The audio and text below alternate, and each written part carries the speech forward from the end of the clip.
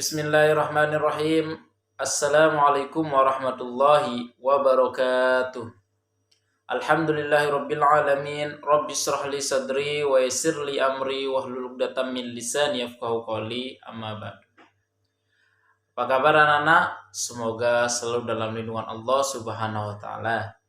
Ya, kita bertemu kembali di pelajaran Pawan, yaitu di Sejarah Kebudayaan Islam atau SKI. Mana pada hari ini kita akan belajar tentang keadaan sosial budaya masyarakat Arab sebelum kedatangan Islam. Nah, tapi sebelum kita mulai, mari kita berdoa dulu. Semoga ilmu yang kita pelajari hari ini bermanfaat, ya, berkah untuk kita semuanya. Berdoa mulai. Bismillah. Alhamdulillah. Doa selesai. Ya. Anak-anak, di sini nanti Pak Awan akan memberikan penjelasan karena kalian belum membeli bukunya. Dari sekarang silahkan nanti membuat rangkuman setiap tulisan yang keluar di layar ini kalian catat di buku catatannya kalian. Nanti itu sebagai nilai tugas kalian, ya. Nanti kalian setor kembali lewat Classroom boleh, ya. Oke, kita mulai. Yang kita akan bahas Bismillahirrahmanirrahim. Keadaan sosial budaya masyarakat Arab sebelum kedatangan Islam. Nah, yang mana kita ketahui Jazirah Arab itu adalah dikelilingi oleh gurun pasir.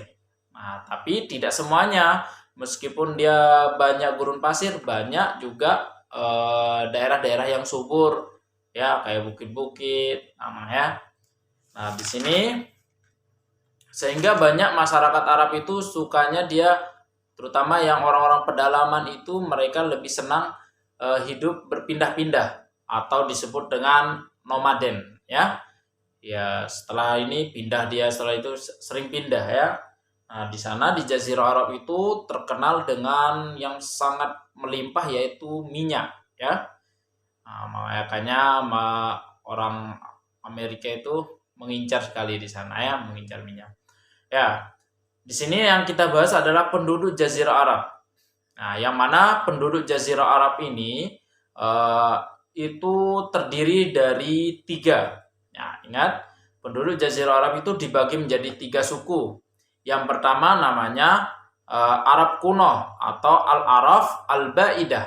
Nah, Arab kuno ini adalah suku masyarakat yang paling kuno, atau artinya yang saat ini sudah punah, tidak ada sama sekali. Nah, secara ini diketahui di kitab-kitab Samawi.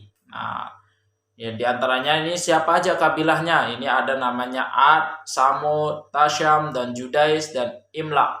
Nah, ini adalah suku kuno, tapi sudah punah semua. Nah, ingat-ingat nak, ya, ini dari kabilahnya.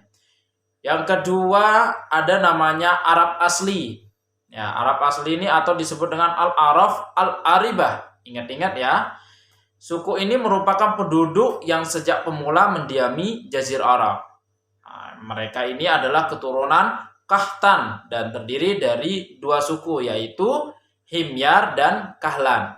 Nah, mereka mendiami wilayah Hijaz, Arab Tengah, Oman, dan Yaman. Nah, inilah namanya Arab asli. Nah, yang ketiga ada namanya Arab pendatang, atau disebut dengan Al-Araf Al-Musta'ribah. Ingat-ingat, nah, ya, biasanya nanti yang keluar di antara 3 ini. Nah, penduduk Jazirah Arab itu ada 3, Arab kuno atau disebut dengan Al-Araf Al-Ba'idah, yang kedua Arab asli atau disebut dengan Al-Araf Al-Aribah, yang ketiga Arab pendatang atau Al-Araf Al-Musta'ribah. Nah, suku ini merupakan keturunan Nabi Ismail, ya, alaihissalam, yang melahirkan suku Adnan. Nah, suku Adnan ini nanti keturunannya ke baginda Rasulullah SAW, ya.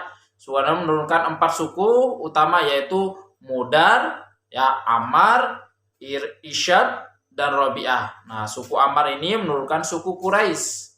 Nah, suku Quraisy di sini nanti melahirkan yaitu Nabi Muhammad Sallallahu Alaihi Wasallam. Nah, Di sini dilihat dari tempat tinggalnya, masyarakat Arab itu dibagi menjadi dua. Ada namanya masyarakat pedalaman, ya, biasa dihuni oleh suku-suku Badui, orang pedalaman. Ada juga orang perkotaan.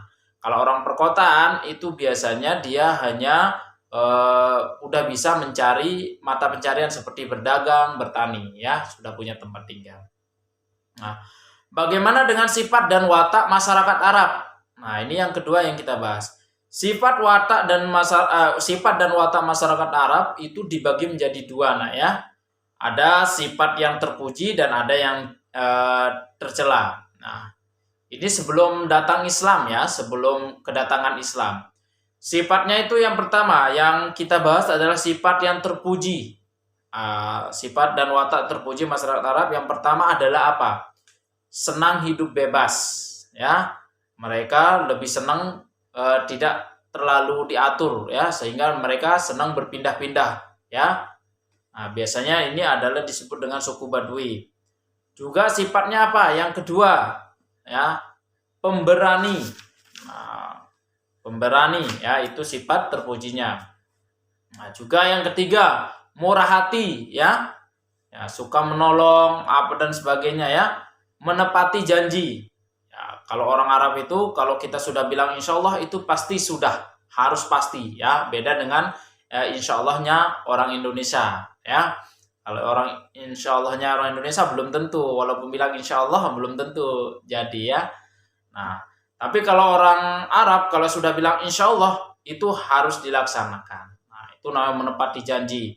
Karena prinsipnya mereka sampai mutiara hikmahnya apa? Al-wa'du dainun. Janji adalah hutang. Nah, seperti itu. Nah, terus yang ketiga, selanjutnya itu pantang menyerah.